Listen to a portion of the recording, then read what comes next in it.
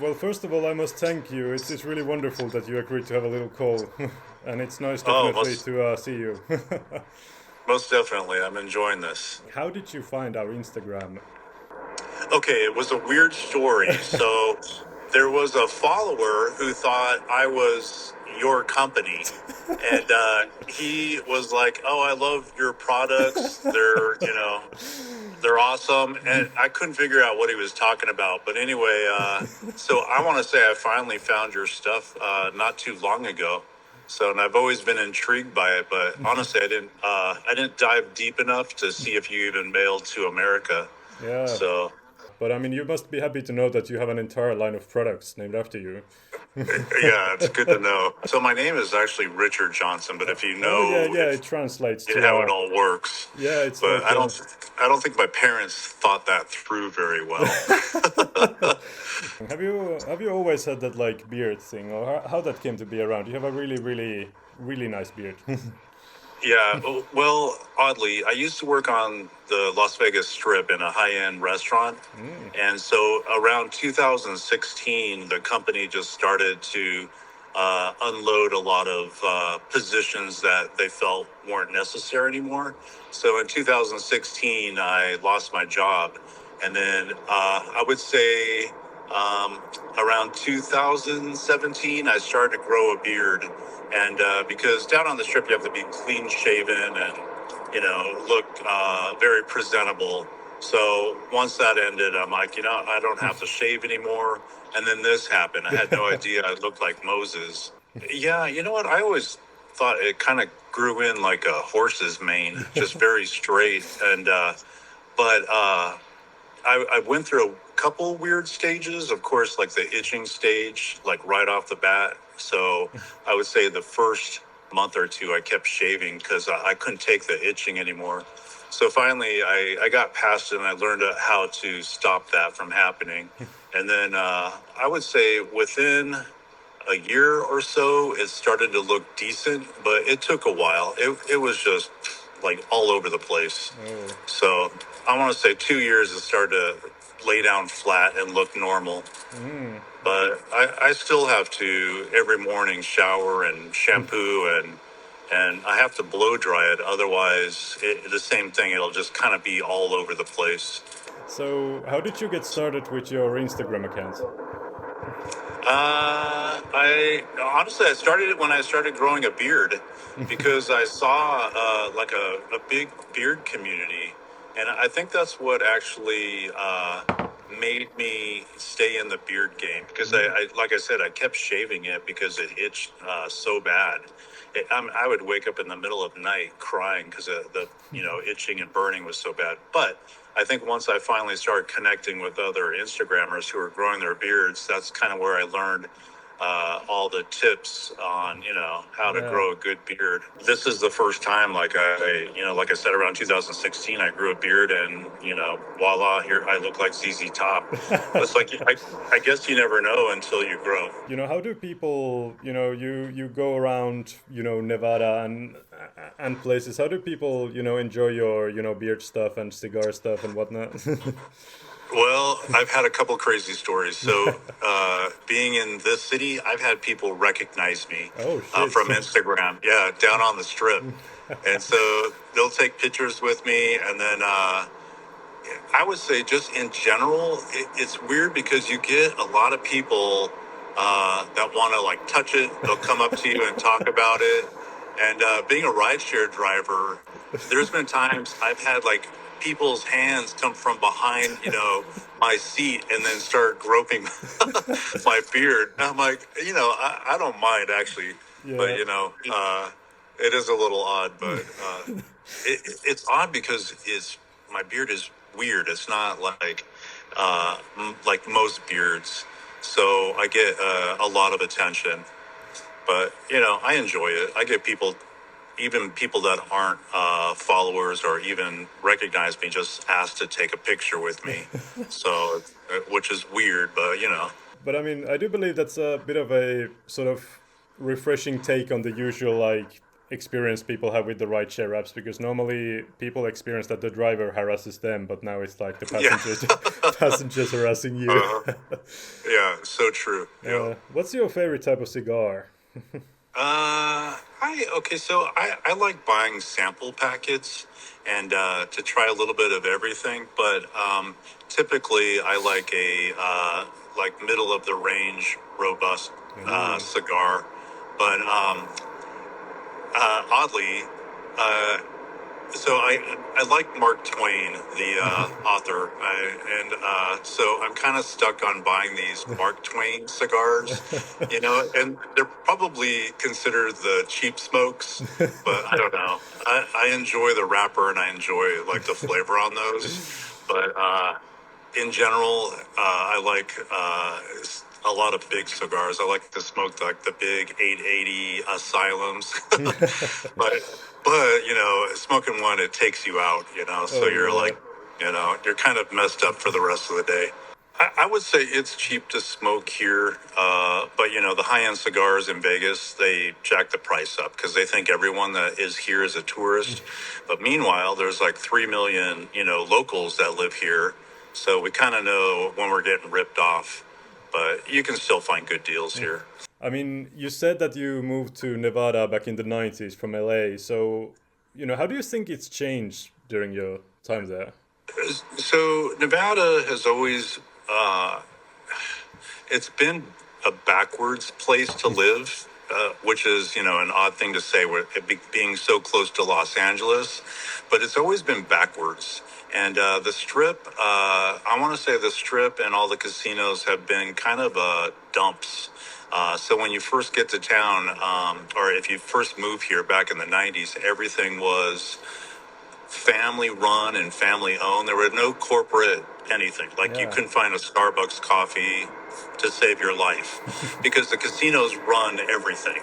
So I want to say, but closer to like maybe 2000, I want to say 5 or 8, this place turned on a dime and became more like Los Angeles. So now the city's very progressive. I want to say the businesses have completely changed, investors have changed, and big names have come here. Like for goodness sakes, former President Trump has a tower here. So, but none of that stuff existed here. Like I said, it was all kind of family run, mob run. Even federal government, like agencies, IRS, stuff like that, they all kind of gave the city a pass. Mm. But now, no more passes. Everyone's paying their fair share on taxes. The mob is gone, and everything's corporate America now. But it's good in a way, but it also has made the city more like typical of anywhere else you might go. So I mean, I've always thought that, thinking about the desert and Nevada and whatever, I think there's this like interesting aura about it because there's this certain like mysticism around it, with the.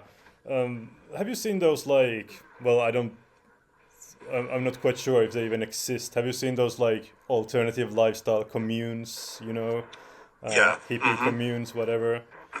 Have you ever. I have. I've seen them. Most of them you can't. You can drive through them, but they're going to know you don't belong. In Oh. fact, there's one. It's called Colorado City, and it's out. Um, it's in Arizona. I gotta think if I'm correct. It's near the Grand Canyon in Arizona, and it's a polygamous community. Oh. But you can tell because the way everyone dresses is very typical of their commune or their culture. It's bizarre. Yeah. So there's even if you go so Nevada, it there's one side of the other side of the mountain that faces the other side of the city of Las Vegas, and that's bizarre. I mean, you'll find the weirdest things out there. That's pretty much where all the prostitution is legal. But the same thing, there's like weird cult compounds and just bizarre stuff out there. In fact, Nevada might actually be the weirdest place. So, and I'm not joking. Have you ever been to Route 66? Yes. Yeah, there's parts of it that wind alongside Nevada, but you have to go way south. So I don't know why. I think it actually skipped Las Vegas for some odd reason. You think it would go right through here, but I'll have to remember. But I know it definitely goes through Arizona and then down through like the southeast part of California. But maybe it skipped Nevada for a reason. We're kind of in the middle of nowhere. I don't even know why. It is weird. So, like, when you take care of yourself and your beard, like, what kind of a routine do you have aside the washing or whatever, when you go around about your business, your day? Constant beard checks to make Ah, sure there's nothing in it. I've gotten better, but over time, I've had to learn to eat again because you get stuff in it. yes, But soup sometimes is if on I'm with the, friends, yeah. I make it really clear. If I ever have something in my beard and you don't tell me, I'm gonna punch you. But I would say this is kind of a cool thing that you guys sent me. You sent me that God spray. Oh, yeah, yeah. That stuff is a must, and I can't tell how many bearded guys. If you live in the desert and you need like just a refresh, this stuff is awesome. So I keep that stuff in my car, and I'm constantly using that. So that I think that's one of my go-to products right now. But also, there's certain times of the season your beard and your face gets dry. So right now I'm not having that issue, but if I do, I'm hoping that God spray actually help control some of the dandruff or the dry skin and stuff. And how did you like the beard stuff? I don't even Uh, remember what we sent to okay, you. dude, I love it, and I cannot tell you. So I'm a huge scent guy. I like my favorite scent is whiskey and the vanilla. Oh, And the fact that your stuff is right in your face, like it's a bomb. I love it. And so I had another product I was using that was vanilla whiskey scent. And it was nice because it would, right when you put it on, you would smell it, but your stuff stays with you all day. And it's kind of like, those oils that you smell to like boost your mood, yeah. like peppermint this oil is like that. I'm like, this boosts my mood all day because it smells so good. I mean, of course, with the beard balm, you can sort of reuse the tin. I mean, it's branded to your name. Yeah, that is cool. Yeah, thanks for reminding me. uh, You guys nailed it on the scent, though. I can't tell you. I was telling a friend of mine that who's a follower, has a big beard like myself. oh, He ordered some, and I'm like, you got to let me know what your reaction is because he also likes the whiskey vanilla. He's also a cigar smoker, ah, and it was the same thing. He's like, this stuff is awesome. You can't beat the smell. I want to say it's really superior to everything else I've tried. And like I said, I'm a huge scent lover of stuff in my beard, and I've tried about maybe five other American style products with the same scent, and like I said, you guys somehow nailed it and brought that thing even you know to life more than the other products. So I would, if I were you, patent that smell and make it top secret. so like thinking about like American society and culture, how do they see beards over there? Like, is there a stigma towards beards, or have you ever faced any like prejudice or reactions aside the people being people enjoying it? Yeah, I would say Nevada's not a big beard town, but there are a couple beard communities or clubs out here, I should say. I've only had a couple weird reactions, and one of them was like an old lady at a drugstore. I had to show her my ID, and I didn't have a beard on my ID, and she told me, "Shave it, you look better without a beard." I let that one go, but then I had like this weird. These two girls down on the strip one day asked if they could take my photo with me. I'm like, sure, why not? And then they one whispered in my ear, she's like, "Hey, you're not a racist, are you?" I'm like, "What?" I'm What? like, "No." She's like, "Well, I've seen Duck Dynasty and they all seem like they're Oh yeah. racist." I'm like, "No, I'm not." And I don't even know what Duck Dynasty is. So they went ahead and took their picture. Those were like the only like two really off the wall like comments I got. But I would say 99.9% of the time, I find people are more interested in my beard than they are turned off by it. So, but I get a lot of weird comments like in December, I'm Santa to everybody. And then the other 11 months, I'm ZZ Top. So I don't know. It's all in fun, I'm sure. And I'm not annoyed yet. Like I thought for sure I was gonna, start like, hey, if somebody calls me ZZ Top again, I'm gonna, slug them. But I'm actually okay with it. Yeah, I mean, it's not an insult per se. Yeah, exactly. Sort of circling back on the topic of the entire, Dick Johnson thing, does everybody call you Dick around there, or do you go by Richard anywhere? My name has like so many different nicknames. It's like ridiculous. So I have pockets of friends that will either still call me Richard or Rick or Dick or Rich or Ricky. If it's a cousin.